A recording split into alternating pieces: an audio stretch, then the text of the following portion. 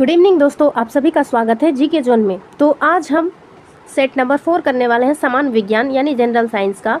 और ये जो वीडियो है इसमें कुल 20 प्रश्न दिए गए हैं और उसका उत्तर और कुछ एक्सप्लेनेशन भी मैं दूंगी। तो चलिए स्टार्ट करते हैं। एक छोटी सी रिक्वेस्ट है कि प्लीज़ वीडियो को लाइक कर दीजिए और चैनल को सब्सक्राइब कीजिए। और अगर आपका कोई स्टडी ग्रुप है तो प्लीज़ इस वीडियो को उस पर शेयर ज़रूर कीजिएगा। तो चलिए दोस्तों देखते हैं, काफ़ी इंटरेस्टिंग क्वेश्चन आने वाले हैं, तो शुरुआत से लेकर अंत तक जरूर देखिएगा। और एक चीज़ बोलना चाहूँगी कि आप जब क्वेश्चन देखते हैं तो एक कॉपी रखिए साथ में और आप अटेम्प्ट करके पहले देखिए कि आपने कितना अटेम्प्ट सही किया। ठीक है, चलिए स्टार्ट करते हैं। श्वेत वस्त्र काले वस्त्रों की अपेक्षा ठंडे होते हैं, क्यों? क्योंकि तो पता होगा, श्वेत वस्त्र हो या फिर कोई चमकीली सतह, ये प्रकाश को जो है परावर्तित कर देती है। तो जब प्रकाश को अवशोषित ही नहीं करेगा कोई सतह तो वो गर्म नहीं हो सकता है। तो वाइट जो कपड़े होते हैं वो काफ़ी चमकीले होते हैं, ये परावर्तित कर देते हैं सूर्य की किरणों को, इस वजह से ये गर्मी को अवशोषित नहीं करते हैं। ठीक है, तो चलिए देखते हैं कौन सा ऑप्शन इसके लिए उचित है। तो श्वेत वस्त्र काले वस्त्रों की अपेक्षा ठंडे होते हैं क्योंकि वे पूर्ण प्रकाश अवशोषित कर लेते हैं। गलत, अगर अवशोषित कर लेंगे तो वो गर्म हो जाएंगे। वे प्रकाश विच्छेदन रोकते हैं, ये भी गलत है। वे सूर्य के प्रकाश को पूर्णतः ठंडा करते हैं, ये भी बिल्कुल गलत है। वे संपूर्ण प्रकाश को परावर्तित करते हैं।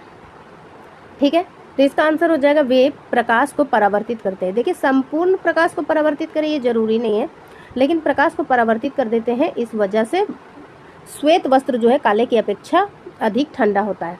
नेक्स्ट है, मिट्टी के घड़े में निम्न में से किस क्रिया के कारण जल ठंडा होता है?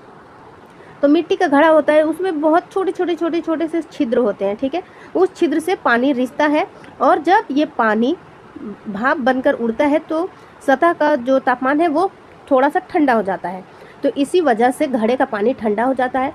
तो ऑप्शंस के हिसाब से हमारा आंसर है वाष्पीकरण। प्रेशर कुकर में खाना शीघ्रतापूर्वक बन जाता है क्योंकि, तो खाना शीघ्रतापूर्वक इसलिए बन जाता है क्योंकि प्रेशर कुकर जो है ये क्वथनांक को बढ़ा देता है। तो बढ़ा हुआ दाब क्वथनांक को बढ़ा देता है, इस वजह से प्रेशर कुकर में खाना शीघ्रतापूर्वक बन जाता है। कौन सा नियम सिद्धांत प्रतिपादित करता है कि नियत दाब पर एक आदर्श गैस का आयतन प्रत्यक्ष रूप से निरपेक्ष तापमान का समानुपाती होता है? इसका आंसर है चार्ल्स का नियम। किसी आँख कान नाक तथा गले का निरीक्षण करने के लिए डॉक्टर कौन से दर्पण का प्रयोग करते हैं? तो देखिए, कोई भी आँख कान या नाक या गले का निरीक्षण कर रहा है तो जरूर अंदर की चीज़ें जो है बड़ी दिखे ऐसा चाहेगा। तो बड़ी किस में दिखती है? अवतल दर्पण में। तो इस वजह से डॉक्टर जो है अवतल दर्पण का प्रयोग करता है। उत्तल दर्पण में तो बिल्कुल छोटा ही दिखता है। समतल दर्पण में जो आकृति है बिल्कुल सेम आकृति की छाया बनेगी और साधारण तो साधारण ही होता है, इसलिए अवतल दर्पण का प्रयोग करता है। ठीक है, 50वां नंबर है, 50 डिग्री सेल्सियस का मान फ़ारेनहाइट स्केल में कितना होगा? तो इसे ज्ञात करने के लिए एक फॉर्मूला दिया होता है, जिसे F = 9/5 C + 32। अब इसमें मान को बैठा दे हम तो हमारा आंसर आ जाएगा। तो देखिए, F का मान निकालना ही है तो F को छोड़ देते हैं, 9/5 लिखते हैं। C का मान कितना दिया है? 50 डिग्री सेल्सियस, तो 50 लिखेंगे + 32। तो देखिए 10 से 50 कटा तो कितना आया? 10। 90 + 32 तो कितना आ गया? 2, 9, 10, 11 और 12, 122 डिग्री फ़ारेनहाइट। तो आंसर क्या हो जाएगा? 122 डिग्री फ़ारेनहाइट।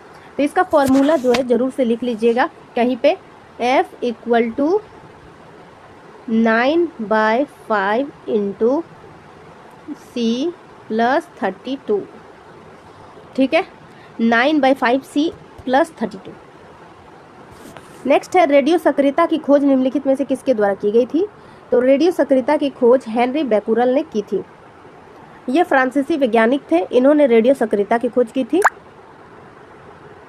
एक सेकेंड गाइस,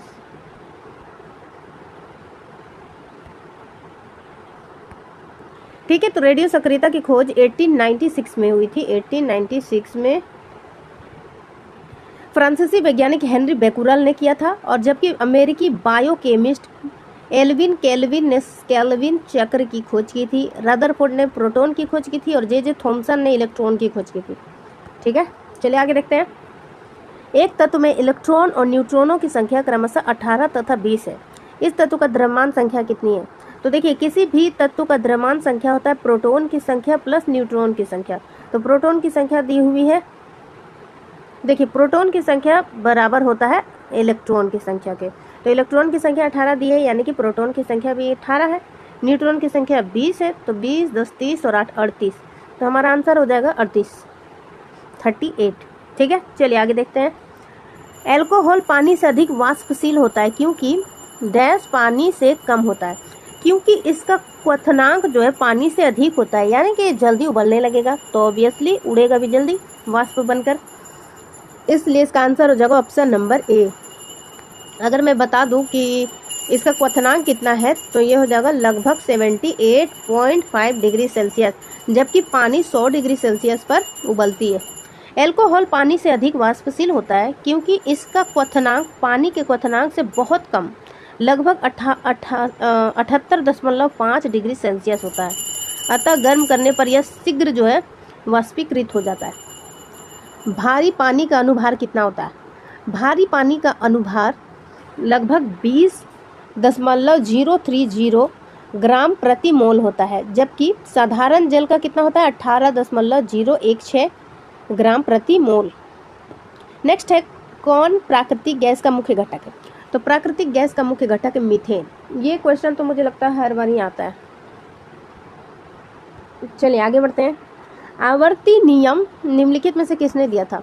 तो हमने हमेशा सुना है मेंडलीव का आवर्त नियम, मेंडलीव की आवर्त सारणी। इसका आंसर है दमित्री मेंडलीव। 83 है। सूची 1 को सूची 2 से मिलाना है। ये सेट नंबर 2 या 3 में भी आया था, अगर मुझे बहुत अच्छे से याद है। ये क्वेश्चन मैंने कराया है। देखिए, विकासवाद का सिद्धांत डार्विन का है, बिल्कुल सही। 1 का 3। दूसरा है, सॉरी 1 का नहीं 2 का 3।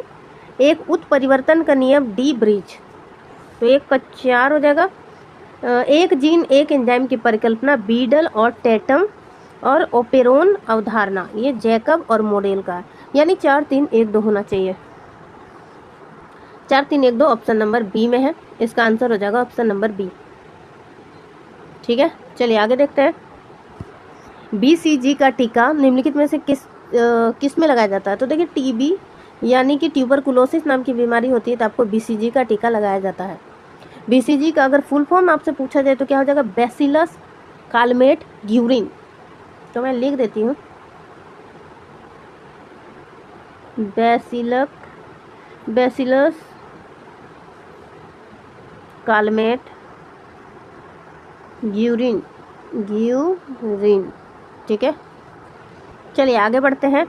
जीवन चक्र की दृष्टि से पौधे का सबसे महत्वपूर्ण अंग कौन सा होता है? तो इस बुक के हिसाब से इसका आंसर है पुष्प। पुष्प इसलिए सबसे ज़्यादा इम्पोर्टेंट है क्योंकि ये पौधे में प्रजनन में सहायक होता है। ठीक है, आगे देखते हैं। 86 नंबर, जंतु कोशिका में निम्नलिखित में से क्या अनुपस्थित होता है? तो जंतु कोशिका में पहला ही आंसर हो जाएगा सेल्यूलोज की कोशिका भित्ति। तो सेल वॉल जो है जंतु कोशिका में नहीं होती है, ये केवल पादप कोशिका में होती है। ठीक है, सेल वॉल जो है, सेल वॉल यानी कि कोशिका भित्ति, ये केवल पादप कोशिका में पाई जाती है। नाखून काटते समय दर्द नहीं होता क्योंकि नाखून काटते समय दर्द इसलिए नहीं होता है क्योंकि नाखून जो है मृत कोशिकाओं के द्रव्य द्वारा बने होते हैं, जिसमें रक्त संचरण नहीं होता है। नेक्स्ट है, मानव शरीर में विटामिन ए भंडारित रहता है, तो ये यकृत में भंडारित होता है।